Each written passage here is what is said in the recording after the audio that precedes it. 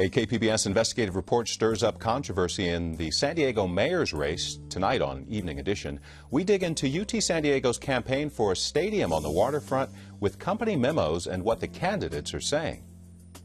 And two initiatives on November's ballot aim to change existing voter-approved laws. We'll examine how initiatives work and what could be done to make them better. And a new study says healing touch gives significant relief for post-traumatic stress disorder. We put it to the test. KPBS Evening Edition starts now.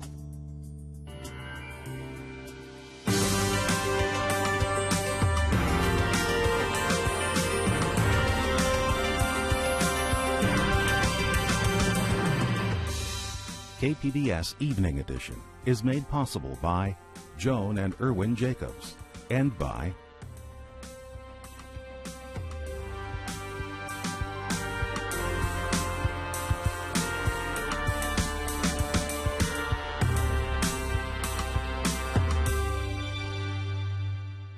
Hello and good evening. Thanks for joining us. I'm Dwayne Brown. Two county sheriff's deputies remain in intensive care tonight after being shot by a child abuse suspect. Detective Ali Perez is in critical condition, and Sergeant Craig Johnson is in serious condition tonight. The Sheriff's Department says it's cautiously optimistic they will make a full recovery. The suspect is also in the hospital. Deputies went to Daniel Witzak's apartment Tuesday after his girlfriend reported he took pornographic pictures of her children and wanted to sell them. San Diego finished the fiscal year in June with a surplus of nearly $44 million. Some of the extra money comes from property taxes previously given to redevelopment agencies, but the city financial staff says there are uncertainties ahead because of rising pension costs and the cost of pension reform.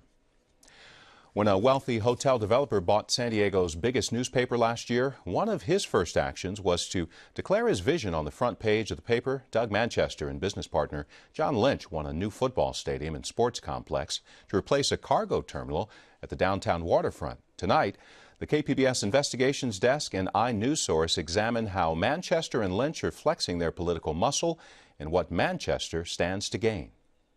We take a look at how a long financial and political relationship between elected officials and two San Diego media kingpins is playing itself out at San Diego's waterfront.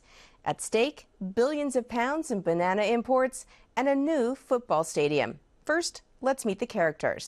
Doug Manchester is a wealthy hotel developer. John Lynch is a close friend of his.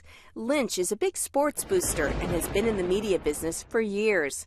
Last year, Manchester bought San Diego's largest daily newspaper and renamed it UT San Diego. He made Lynch the CEO.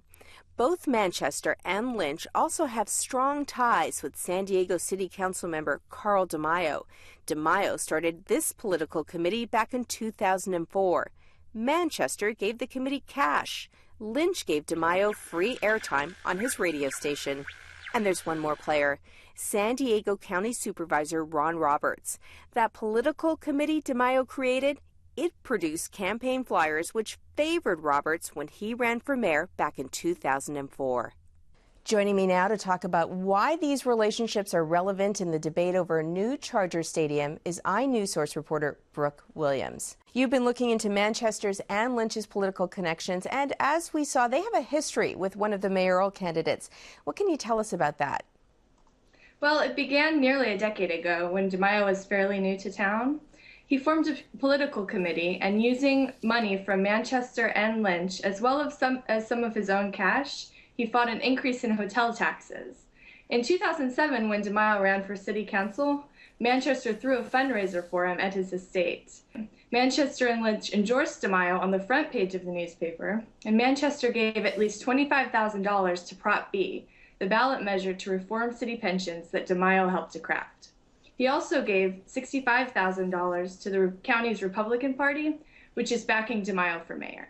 I want to show the people at home a copy of an email you obtained through a Public Records Act request. It was written by John Lynch just last month. Now, he's writing to Port Commissioner Scott Peters about the Dole lease, and I'll remind viewers that's the 24-year lease that was signed by the Dole Fruit Company and the 10th Avenue Terminal. Some argue that agreement basically ended any chance of the terminal being redeveloped. Now, here's the email. In it, John Lynch writes, "Do you intend to vote for the extension of the Dole lease?" And he he goes on to say, we will continue to push for the TAMT, that's the 10th Avenue Marine Terminal site. We actually have made significant progress with labor, chargers, county, business, Navy, and one of the mayoral candidates. Now, I've spoken with both mayoral candidates, Carl DeMaio and Bob Feldner, about this email, and both say Lynch is not referring to them. And in just a few minutes, you'll see the full interview with Carl DeMaio. But first, Brooke, what do we make of this? Neither candidate says they support Lynch's plan. Well, it sounds like Lynch will have to explain. But interestingly, he said he will only answer our questions after the election. I want to also talk about a tape recording you obtained. This time it's John Lynch speaking at a gathering of the Harvard Business School Club of San Diego 2 weeks ago. He refers to the Dole lease as the Chiquita Banana scandal and goes on to say he's asking Supervisor Ron Roberts to take up his vision of putting a stadium at the terminal site. Let's take a listen. But, there's a time to work behind the scenes, and we're going to step out. And I told Ron Roberts we would cover his back. Now, Brooke, what else do you know about County Supervisor Ron Roberts' relationship with Lynch and Manchester? The supervisor said he's longtime friends with both Lynch and Manchester. Roberts and Manchester actually went to college together at SDSU. Roberts also met with Lynch several times this year to discuss UT's vision. Roberts told me he supports UT's vision, but hasn't agreed to jump out in front of it. And finally, Brooke, Manchester has said in his newspaper he no longer owns the 2 waterfront hotels that could have benefited from a new stadium there. So what's in it for him? Well, he no longer owns the hotels. He sold them actually in exchange for millions of dollars of stock in the company that now owns them. Thank you, Brooke Williams. You can see more of Brooke's reporting and read the email she obtained at kpbs.org. Earlier, I spoke with Carl DeMaio about his relationship with Manchester and Lynch and his position on the 10th Avenue terminal. Here is that pre-recorded interview. Okay, well, I want to thank you, Council Member Carl DeMaio, for being here, and I want to get right to it, where you stand on the 10th Avenue Marine Terminal. So we know the future of the terminal has been discussed lately. There's a Doug Manchester, a John Lynch plan to build a new Charger stadium at the site. Do you support their plan? I don't. I believe that we should start first with maximizing the cargo and the economic activity at the existing terminal. The port's an important part of San Diego's regional economy, and I want to see how we can better promote and invest in that part of our economy to create jobs. You can put a Charger stadium anywhere. You cannot put a deep water terminal anywhere, and that's what we have at 10th Avenue, a deep water port, and the commerce, the jobs that goes along with that. It's so important to the future of our economy. Have you ever discussed the plan with John Lynch or Doug Manchester? Well, I was briefed on it early on, but other than saying that my priority was to make sure that we could start by looking at the port and maximizing its economic potential, we really haven't talked about it since, and that was, well, I think about a year ago. Maximizing its economic potential. So do you have a caveat there that if the port can't do more than it's doing? Because I know there's a lot of discussion about economic activity at the port. So, because I also read an article where you were quoted as saying, that you get to pick 3 commissioners and you want to make sure that this port is operating the way it should be. So if you find out they're not making the kind of money you expect it should be, does that mean you'd look at other uses for the port? I'm confident that we are going to be able to reposition the port so that we can maximize job creation, bring a lot more cargo and commerce through San Diego. I'm really excited about the manufacturing that's going on in Baja California. They're not taking advantage of our port as much as they can. We also have agriculture as the 5th largest economy here in San Diego County. Most people don't know that. And yet we ship so much of our produce through Long Beach with all the air quality impacts that goes along with that. So I'm looking at a number of niche cargo that I believe right off the bat we can start shipping through our port if we are aligned, if we are investing in the right strategies. Right. Our port commissioners are going to be important to carry that forward, and that's why those appointments are so important. You also mentioned you did speak with Doug Manchester about this. You were briefed about it. I know on January 18th you were also scheduled to meet with Doug Manchester's consultant, Perry Daly. What did you talk about? I would have to go back and try to remember, but Perry actually works on a number of projects throughout the city, and when they have problems with the city bureaucracy that they can't get answers, we always listen to our businesses and say, how can we help get investment going? So I would imagine it was probably on a number of projects that he works on. You've had a relationship with Doug Manchester and John Lynch for many years. Beginning in 2004, you formed a political committee, San Diego Citizens for Accountable Government. I know you put out some of these flyers. They probably look familiar to you. The committee was funded by you, Doug Manchester, and John Lynch. They also endorsed you on the front page of the paper. For people at home who see that connection and that history, how do you tell them that you won't be influenced by Doug Manchester or John Lynch and their #1 priority, which is to build a stadium at that site? Well, it's certainly, I think, easy to tell because it's not my agenda. Their proposal is something certainly that's creative, but it's not something that I support. I want to start first by maximizing that site. Second, I was proud of the fact that I worked with many San Diegans, including Doug Manchester and John Lynch, to defeat a massive tax increase in 2004. At a time when politicians are trying to sweep our financial problems under the rug, we stood for reform, and that helped us start the whole reform movement here in San Diego. But they were the only two who actually funded, along with yourself, your group. Right. Well, I think there were a number of donors to the whole effort. Well, I actually think they were the major donors, and we actually have a copy of that. I think it was $138,000 from Doug Manchester's companies, and also John Lynch gave you, I think, about $38,000 in free airtime, and then it was the Performance Institute. So I think it was only the 3 entities. And if you take a look at the San Diego Citizens for Accountable Government over the entire period of time, many people stepped forward to help us advance our reform agenda. It helped us pass managed competition in 2006. It helped us defeat the sales tax in 2010. That committee went on to help us with pension reform in 2012. And thousands of San Diegans stepped forward to help us with our reforms. So at the end of the day, I'm pleased to be uniting San Diegans from different walks of life. Mr. Manchester and I obviously share different views on a number of issues. But what I'm trying to do is unite San Diegans behind fiscal reform, economic prosperity, and getting our city government moving again. For the number of one more thing, though, because we're running out of time, and this all pertains to whether or not you support this stadium. We also obtained an email. This is from August 10th, and it was written by John Lynch to one of the port commissioners. And in it, he says he has the support of one of the mayoral candidates for this plan, this stadium. That's not you?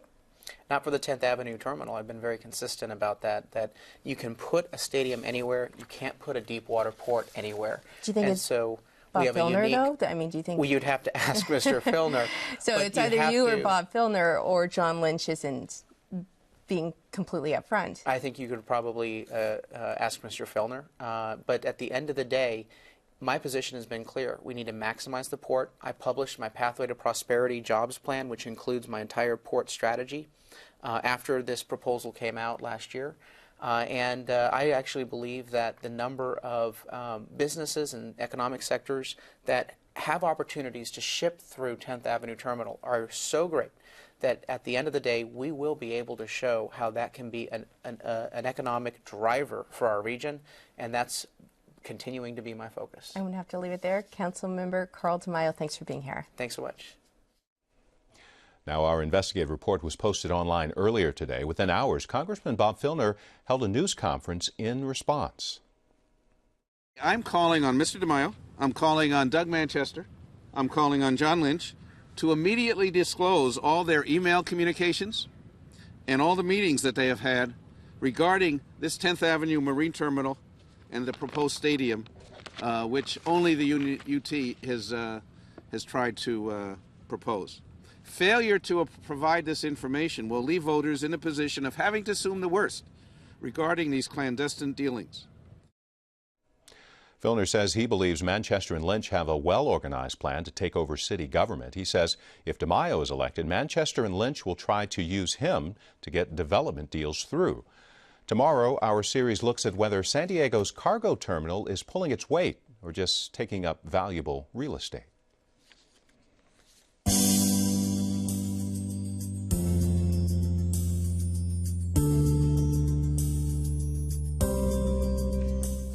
Standardized tests have been the benchmark for California's school performance, but it's about to change under a bill signed today by Governor Brown. Starting in 2016, the tests will only count for 60% of a high school's academic performance index. Education officials will have to create other ways to measure student achievement, such as graduation rates and mastery of subjects. The University of California will pay $1 million to settle abuse claims by Occupy protesters. They were pepper sprayed at the UC Davis campus last year. A task force report blamed the incident on poor communication and planning by university personnel. A UC spokesman says the settlement costs less than a trial. A Scripps Ranch Recreation Center could become a vital resource during a major city or county emergency. It's currently wired to keep the lights on even if the local power grid goes dark. KPBS business and environment reporter Eric Anderson joins us from the news center. So how is the city keeping the rec center lights on, Eric? Well, the technology isn't that complicated, but it is expensive. State and federal officials have ponied up about $545,000 to install two key components in that recently built center. Mayor Jerry Sanders says those components will allow officials to keep the lights on in the event of a major wildfire, earthquake, or one of those utility snafus that bring down the rest of the power grid. Quite simply, this system will provide for first responders with access to power during an emergency situation in the event the main electrical grid goes offline. This system is powered by a 30-kilowatt solar system installed on the top of this recreation center. Now, in addition to that 30-kilowatt solar system, officials have installed state-of-the-art lithium batteries. That battery bank is going to allow the power generated from solar panels during the day to be stored until it's needed at night, and that allows the system to operate independently from the power grid. And will we see more community centers get power systems like this? Well, the Department of Energy hopes so. They're calling this a first in a Southern California project, and they're calling it a priority that they hope will serve as a model for other systems. That's because it's an innovative combination of solar and battery technology on a relatively large scale. Now, the real value here, of course, is the ability to serve as an island of electricity during a widespread emergency. If you think back to that regional power outage or a major wildfire, having a big building with power could be invaluable to first responders and to residents in the area. Absolutely. KPBS business and environment reporter Eric Anderson. More digital billboards could be coming to parts of San Diego County. They're looking at changing the sign ordinance to allow the billboards in unincorporated areas. Supporters say digital boards can deliver timely messages even during emergencies. Some cities have banned them as an eyesore.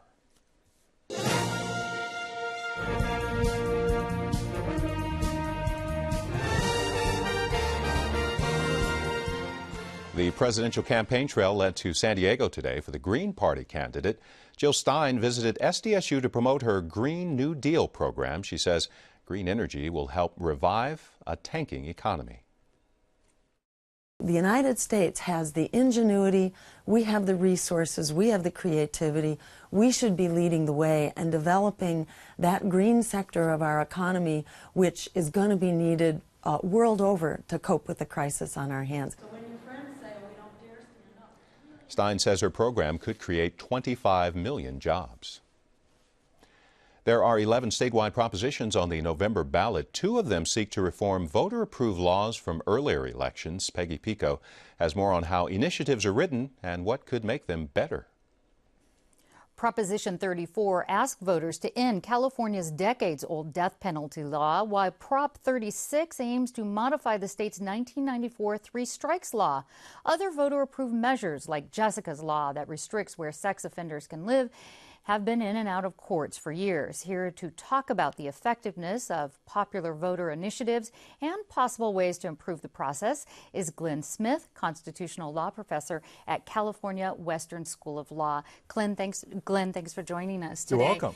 What do attempts to change these previously approved voter initiatives, like Prop 34 and 36, say about our process of initiatives on the ballot? I think there's 2 different messages in those 2 propositions. The fact that the citizens can put on the ballot an unpopular and a politically dangerous attempt to reform the death penalty tells us that's one of the good things about the initiative process. It can get beyond some of the inertia in Sacramento.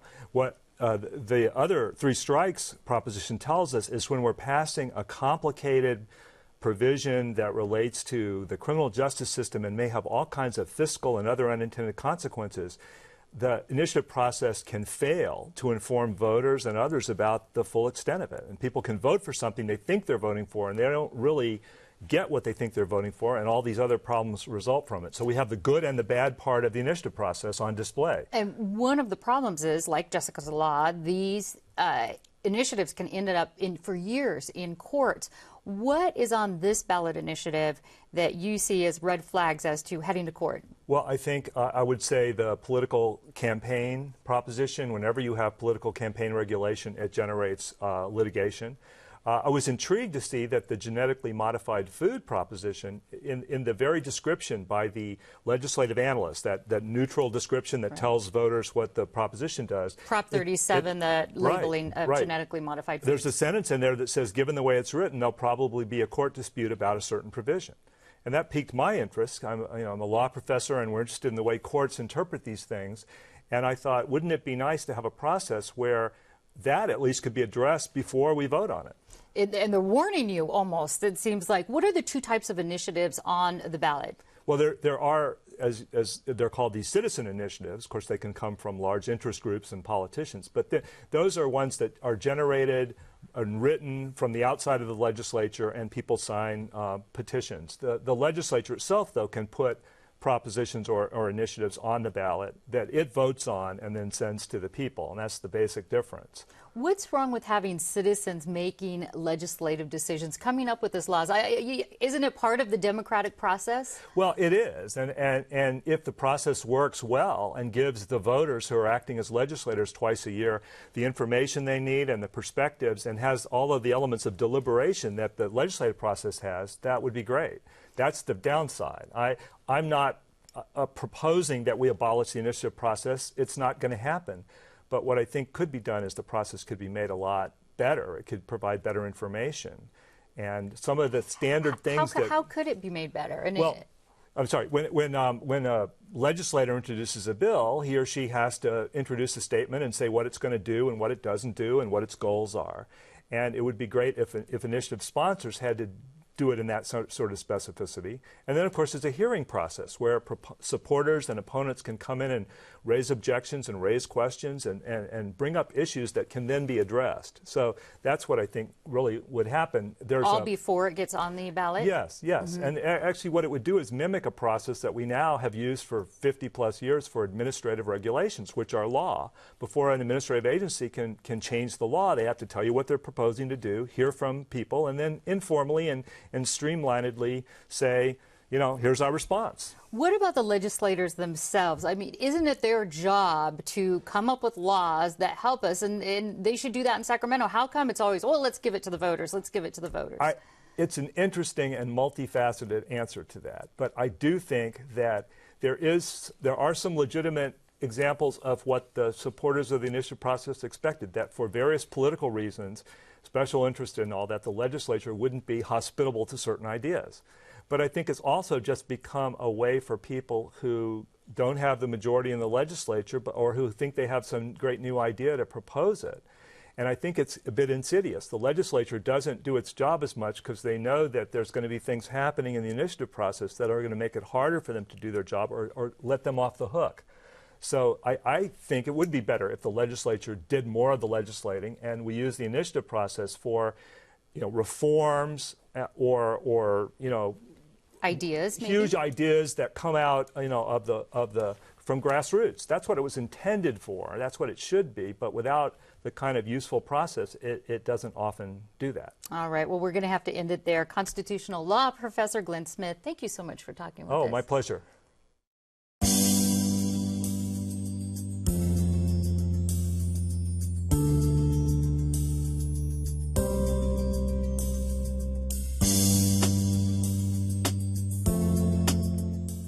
A 2-year study conducted in San Diego shows promising results for combat troops suffering from post-traumatic stress disorder. It combines healing touch with visualization to significantly reduce the symptoms of PTSD. The study was done on 123 active Marines from Camp Pendleton from the summer of 2008 to the summer of 2010. It was a little bit tricky because we're talking about active Marines, men and women who are coming and going and being deployed. Dr. Mimi Guarneri has been combining Western and Eastern medicine for more than 20 years at the Scripps Center for Integrative Medicine in La Jolla. They conducted the study after hearing from Camp Pendleton. And they wanted some assistance in helping with post-traumatic stress disorder. And as many of us know, we have great medications and things that we can do, but they felt like they really needed something more. So the Marines were selected at random and split into two groups. One received treatment as usual for symptoms such as flashbacks, nightmares, and insomnia, while the other group got healing touch therapy combined with soothing music. Dr. Guarneri says after 6 sessions over 3 weeks, they saw a significant change in the Marines who got the alternative treatment. We weren't giving any medication, we weren't doing anything that can cause harm, and we were seeing a huge benefit. And also depression was reduced and quality of life went up. She says everything they were hoping for occurred with this study and even offered me a chance to try it out with a healing touch demonstration from Liz Frazier, who did most of the sessions on the Marines for the study. Our session was sped up for television purposes. I felt very relaxed and was told this therapy is in addition to counseling patients receive to work through the symptoms of PTSD. By the way, Dr. Guarneri says she hopes more research is done on healing touch because they've been observing the benefits for more than 20 years at Scripps Center for Integrative Medicine. Tonight's stories are online at kpbs.org/evening edition. Thank you for joining us. Have a great night.